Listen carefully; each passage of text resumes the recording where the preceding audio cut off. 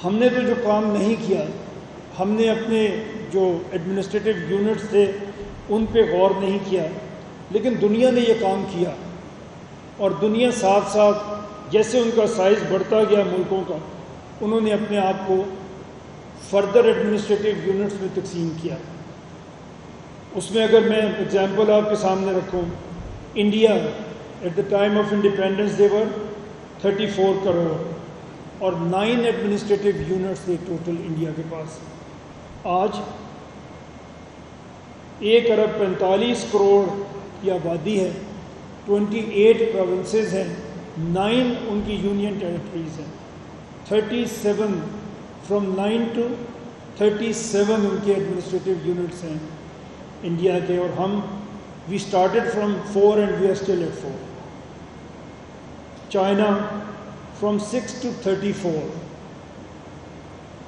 Indonesia جو ہمارے جیسے ہی ہے تقریباً 7 کروڑ سے شروع ہوا تھا، ابھی 28 کروڑ کی ان کی آبادی ہے، بٹ پروونسز ان کے 38 ہیں۔ کینیڈا 4 پروونسز تھے ان کے، آج 10 ہیں۔ ایران 23 سے 31 انہوں نے بھی اپنے بنا لیے، اور ہم تو ماشاءاللہ وہیں پہ ہیں جہاں پہ تھے۔ اور ہمیں یہ بھی کہا جاتا ہے کہ جی صوبے پہ بات نہ کریں، یہ تو ہم کیونکہ فیڈریشن ہے اور یہ صوبوں نے ملک بنایا ہے، ملک نے صوبے نہیں بنائے۔ انڈیا بھی اسی طرح تھا، وہاں بھی صوبوں نے ہی ملک بنایا تھا۔ وہ تو روز ہر 5 سال کے بعد آپ دیکھیں 1-2 نئے صوبے ان کے بن کے سامنے آ جاتے ہیں۔ ہم یہاں پہ کیا پرپوزل آپ کے سامنے لے کے آئے ہیں، اور ہم کیا بات کر رہے ہیں؟ بات کر رہے ہیں کہ ہمیں یہ چاہیے کہ ہم ہر ڈویژن کو، جیسے لاہور ایک ڈویژن ہے، اس میں قصور شامل ہے، اس میں شیخوپورہ شامل ہے، ہر کچھ ضلعوں کو ملا کے ایک ڈویژن بنتا ہے۔ اس وقت اگر ہم دیکھیں تو ہماری 3 ٹیئر گورنمنٹ ہے، ایک فیڈرل گورنمنٹ ہے، اس کے نیچے پروونشل گورنمنٹ ہے، اور پھر ڈویژن ہے جس کا ہیڈ کمشنر ہوتا ہے اور جس کا پولیس کا ہیڈ آپ کا RPO ہوتا ہے۔ ہم یہ پرپوز کر رہے ہیں کہ آپ اسی کمشنر کو چیف سیکرٹری بنا دیں، اور آپ اسی RPO کو IG بنا دیں۔ بار بار یہ سوال ہوتا ہے، یہاں بھی یہ سوال ضرور میرے خیال میں آئے گا، میں اس کا کچھ جواب ابھی دے دیتا ہوں، اور کچھ پھر جب آپ بات کریں گے تو پھر آپ سے اس پہ بات کر لیں گے۔ کہا جاتا ہے کہ جی اگر آپ ڈویژن کو صوبہ بنائیں گے تو یو ول ہیو 33 پروونسز، تو ایڈمنسٹریٹو ایکسپینسز کا اتنا زیادہ بڑھ جائے گا، وہ ہم کیسے کہاں سے لائیں گے؟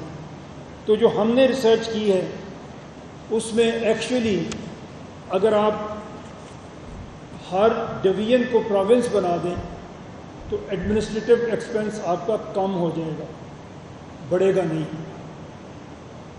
بیکاز آج سب سے بڑا ایکسپینس جو ہمارے صوبے کا ہے یا تمام صوبوں کا ہے وہ ایڈمنسٹریٹو ایکسپینس ہے۔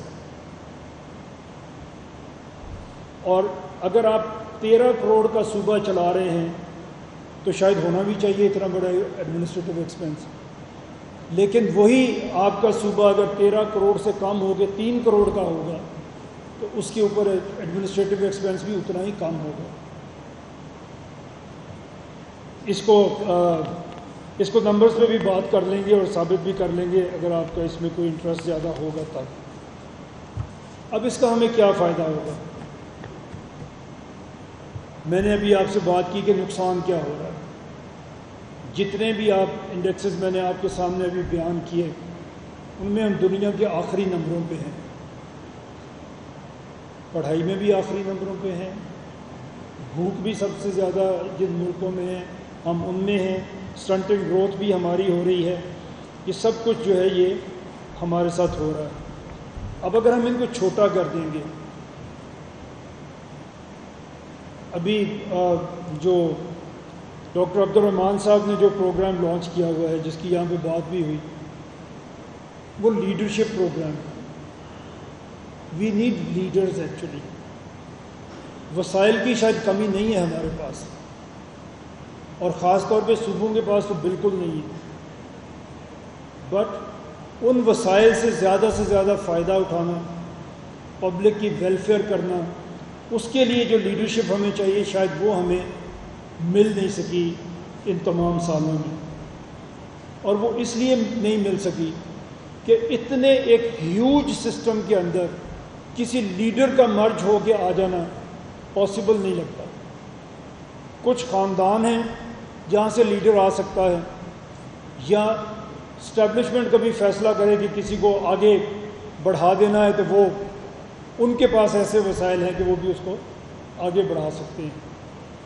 یہاں لیڈرشپ کا کوئی آرگینک گروتھ کا پروگرام نہیں ہے.